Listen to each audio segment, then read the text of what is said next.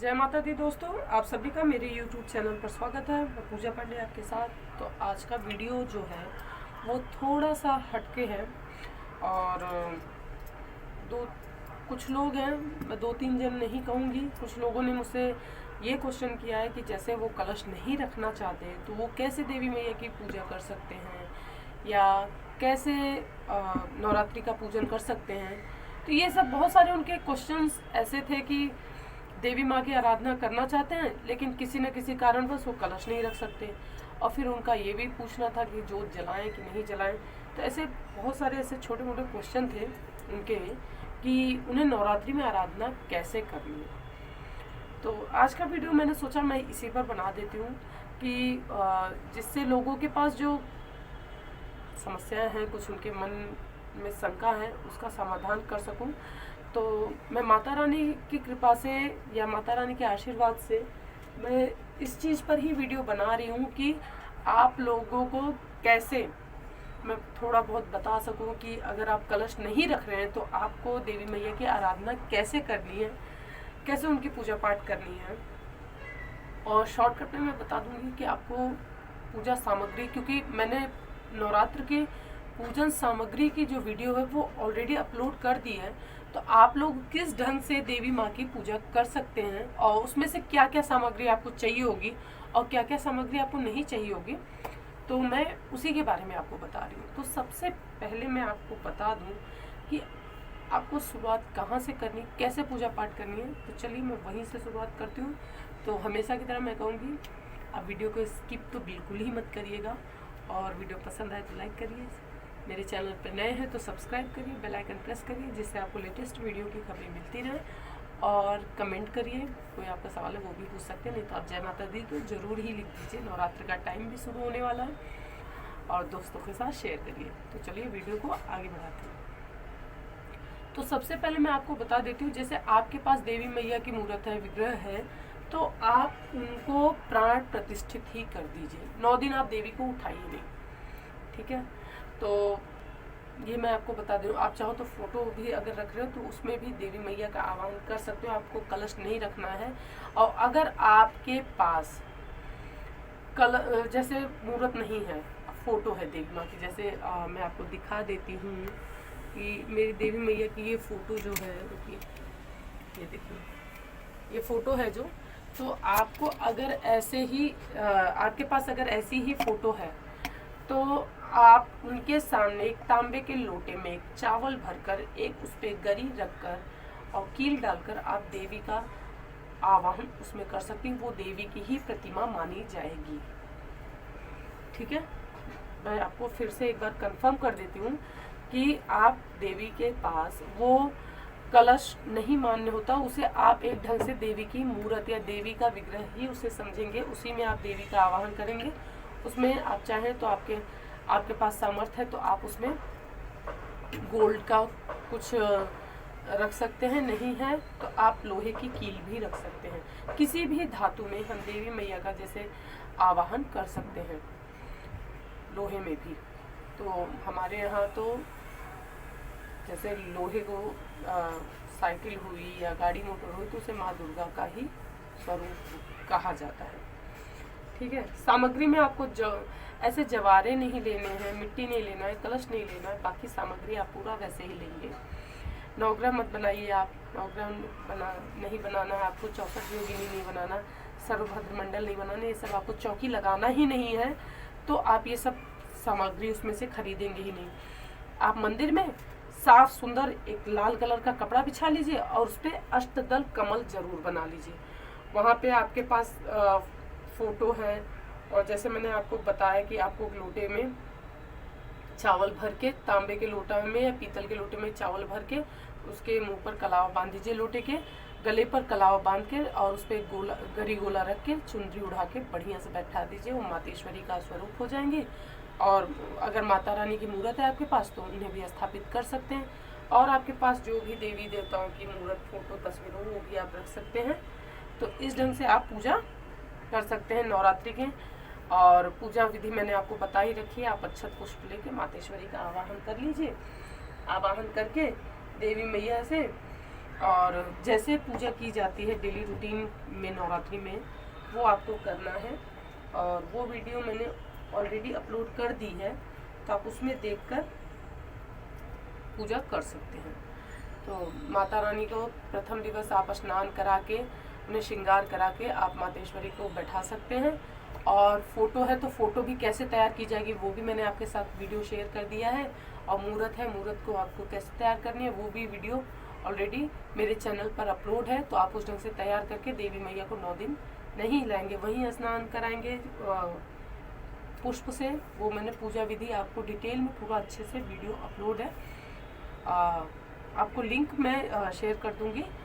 तो आप जैसे उसमें पूजा हुई है वैसे ही आप उसी विधि पे पूजा पाठ कर सकते हैं, ये मैंने आपको बता दिया। तो अगर रही बात अखंड जोत की, तो अखंड जोत आप जला सकते हैं। अखंड जोत आप चाहे अगर आप घी के अखंड जोत जला रहे हैं तो मातेश्वरी के दाहिनी तरफ रहेगा। और अगर तेल का दीपक जला रहे हैं, तिल के तेल का, तो वो माँ के बाएं तरफ जोत जलाई जाएगी। और अगर आप जैसे भोजन कलश रखते हैं लेकिन उनके यहाँ किसी कुछ दुर्घटना घट गई है तो वो कलश नहीं रखेंगे, तो भी वो देवी मैया की ऐसे ही पूजा कर सकते हैं। जैसे 1 साल नहीं बीता होता तो वो नहीं कलश रख सकते, तो वो देवी माँ की ऐसे पूजा करेंगे जैसे मैंने आपको बताया। सिर्फ घट स्थापना का निषेध है, घट स्थापना नहीं कर सकते। और आपके पास माता रानी की मूर्त है तो आप उसी ढंग से पूजा पाठ करेंगे। माता रानी का आवाहन करके उन्हें स्नान, जल से स्नान कराएंगे। फिर आपको पंचामृत से स्नान कराना है, पुष्प से ही छिड़केंगे जल। और स्नान करा के वस्त्र, उपवस्त्र चढ़ाना है मातेश्वरी को। फिर आपको हल्दी, कुमकुम, गुलाल, चंदन, टीका लगाना है, अष्टगंध लगाना है मातेश्वरी को, इत्र चढ़ाना है। जो देवता हैं उन्हें आपको जनेऊ समर्पित करना है। और फिर उसके बाद माता रानी को हार, पुष्प, माला जो आप लाए हैं वो समर्पित करना है। इसके बाद आपको देवी मैया की आरती उतार के धूप दीप दिखा के फिर उन्हें नैवेद्य समर्पित करना। नैवेद्य, फल फ्रूट जो भी आपके पास उपलब्ध हो समर्पित करने के बाद आचमन करके आप देवी मैया को पान का बीड़ा चढ़ाइए और फिर दक्षिणा चढ़ाइए। दक्षिणा चढ़ाने के बाद आप आरती, कपूर की आरती या वैसे आप आरती करके मातेश्वरी की आरती पूजा करके क्षमा याचना कर सकते हैं। तो आपको इसी ढंग से डेली पूजा करनी रहेगी। शाम के समय आपको जोत जलाना होगा। अखंड जोत के बारे में मैं आपको बता दूं, अखंड जोत अगर आप घर से बाहर आपको जाना पड़ता है या आप घर के बाहर आपका आना जाना लगा रहता है तो आप अखंड जोत नहीं जलाएंगे, क्योंकि अखंड जोत जलाने के बाद आप घर को ऐसे नहीं छोड़ सकते। ये चीज़ का ध्यान रखिए। अखंड जोत अगर आपने जलाई है तो आपको घर आप ऐसे छोड़कर नहीं जा सकते। और अखंड जोत जैसे मैंने आपको बताया कि किसी कारणवश किसी के यहाँ अगर कुछ ऐसा हुआ है तो वो कलश स्थापना नहीं कर सकते, तो क्या वो अखंड जोत जला सकते? जी हाँ, आप अखंड जोत जला सकते हैं। घट स्थापना इसलिए नहीं की जाती क्योंकि उसमें 33 कोटि देवी देवताओं का आवाहन होता है और आपके यहाँ जब तक इस 1 साल नहीं पूरे बीत जाते तब तक इस चीज़ के लिए मना किया गया होता है। कोई नया व्रत त्यौहार आप नहीं उठा सकते और नहीं कर सकते, तो ये नियम बहुत पहले से बने हुए हैं। इसकी वीडियो मैं किसी दिन आपके साथ ज़रूर शेयर कर दूंगी। तो आप अखंड जोत जला सकते हैं, जैसे कि मैंने आपको बता दिया कि उसमें आपको तेल का दीपक है तो माँ के बाएं तरफ और घी का दीपक है तो माता के दाहिनी तरफ आप जरूर जला सकते हैं। जोत ऐसे प्रज्वलित कर सकते हैं। और एक चीज़ मैं आपको और बताऊंगी, जैसे महिलाएं हैं उन्हें कोई दिक्कत हो गई और वो अकेली हैं तो क्या करें? अखंड जोत जला रही हैं, पहली बात तो अगर ऐसा लग रहा है तो आप अखंड जोत मत जलाइए। और अगर आप जलाना भी चाहती हैं तो आप चौकी से हटा के अगर अखंड जोत जलाती हैं, चौकी से थोड़ा सा साइड में करके या नीचे की तरफ रख के एक प्लेट में रख के अगर आप अखंड जोत जलाती हैं तो आप अखंड जोत की देखभाल कर सकती हैं। फिर जिस दिन आप बाल धो के नहा धो लेंगे, थोड़ा सा गंगा जल आसपास छिड़क दीजिएगा, तो वो अशुद्ध नहीं माना जाएगा, क्योंकि अग्नि जो होती है वो सर्वदा पवित्र होती है। तो जो अखंड ज्योत है वो आपकी अशुद्ध नहीं मानी जाएगी। हाँ, अगर ऐसी अवस्था में है आपकी, आपको लगता है कि नहीं, निश्चित नहीं है, यही टाइमिंग है, तो ऐसे में आप चाहें तो उसे अवॉइड कर सकते हैं। और नहीं तो इसका एक और सोल्यूशन मैंने आपको जो बता दिया है कि आप चौकी पे, जिस चौकी पे जैसे अष्टदल कमल बना के माता का आवाहन कर रखा है, वहाँ आपके पास मूर्त है, मूर्त स्थापित किए, और मूर्त नहीं है तो आपने एक लोटे में मातेश्वरी का गरी गोला रख के आवाहन किया है, तो उससे थोड़ा सा हटकर आप नीचे एक छोटे से चौकी पे या तो अलग या प्लेट में करके आप जोत जला सकती हैं। तो ये मैंने आपको बता दिया कि अगर आप कलश नहीं रख रहे हैं तो आपको कैसे पूजन करना है। और 9 दिन तक आपको देवी माँ को हिलाना भी नहीं है, और फूल से ही स्नान वगैरह कराना है, कुमकुम लगाना है कि जिससे हिले ना वहाँ पर। तो आपने आवाहन कर दिया, आप कलश नहीं भी रखेंगे तो भी आपको नवरात्रि का पूर्ण फल मिलने वाला है। आप 8वें दिन अगर आपके यहाँ हवन होती है तो आप हवन पूजा कर सकते हैं। और देवी माँ हवन कैसे करना है वो सबके लिए विधि सेम है। अगर आपने अपनी माता रानी का आवाहन किया है, कलश रखा है या नहीं रखा, और आप कन्या पूजन करते हैं तो वो विधि सबकी बराबर ही रहेगी। कन्या पूजन कैसे करनी है वो भी मैंने आप वीडियो ऑलरेडी सब अपलोड है, और इस बार भी मैं कन्या पूजन करूँगी तो वो भी वीडियो ज़रूर आपके साथ शेयर करूँगी। और मैं बता भी दूँगी इसमें डिटेल्स में कि कैसे कन्या पूजन करना है, हवन कैसे करना है।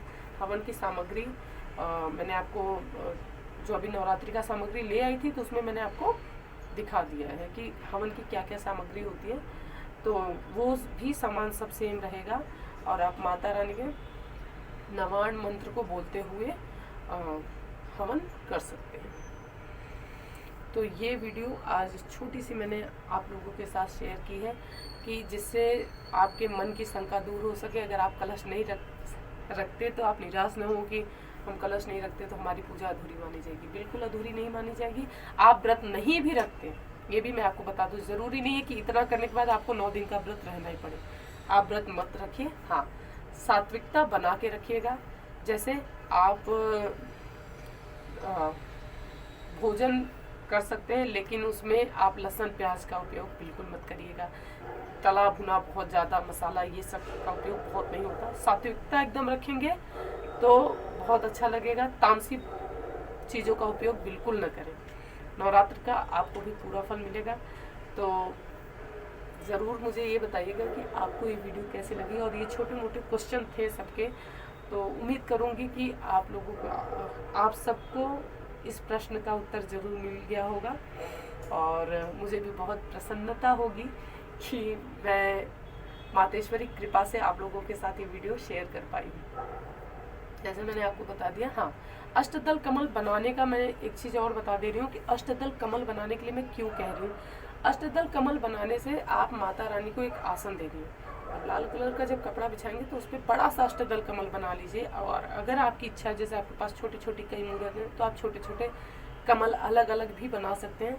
और नहीं तो आप बड़ा सा अष्टदल कमल एक चौकी पर बना लीजिए, और बनाने के बाद उसी में सबको बैठा दीजिए। तो ये होता है कमल। हम एक मानसिक पूजा मैंने आपको बता रखा है कि एक मानसिक पूजा होती है कि आप माँ भगवान को स्वर्ण कमल पर विराजमान कर रहे हैं। और अगर आपने मन से सोच कर मानसिक पूजा का सबसे बड़ा फल प्राप्त होता है कि अगर आपके पास कुछ भी नहीं है और आपने आंख बंद करके हाथ को ऐसे जोड़ते हुए सोच लिया कि हाँ आपके हाथ में यही चीज़ है, और वो पूजा में आपके पास नहीं भी हो तो भी वो, और आपने वो देवी माँ को समर्पित किया है, किसी भी भगवान जी को समर्पित किया है, तो वो पूर्ण मान लिया जाता है। उम्मीद करती हूँ वीडियो आपको ज़रूर पसंद आया होगा। तो वीडियो पसंद आई हो तो लाइक करिए, चैनल को सब्सक्राइब करिए, बेल आइकन को प्रेस करिए, और वीडियो शेयर भी करिए, जिससे सभी को ये शिक्षा या ये ज्ञान मिल सके। और कमेंट करिएगा, आपका कोई सवाल है तो आप मुझसे वो भी पूछ सकते हैं। और नवरात्रि की तैयारी करिए, मातेश्वरी का धूमधाम से स्वागत करिए। माता रानी आप सबके घर अवश्य पधारेंगी। और आप लोगों ने क्या क्या तैयारी अभी तक की है वो भी ज़रूर आप बता सकते हैं मेरे साथ। तो ये देखिए, मैं सुबह पूजा कर रही थी तो मैंने ये वीडियो आपके साथ शेयर किया है। तो उम्मीद करती हूँ आपको वीडियो पसंद आई हो। तो मिलेंगे आपसे नेक्स्ट वीडियो में, तब तक के लिए जय माता दी।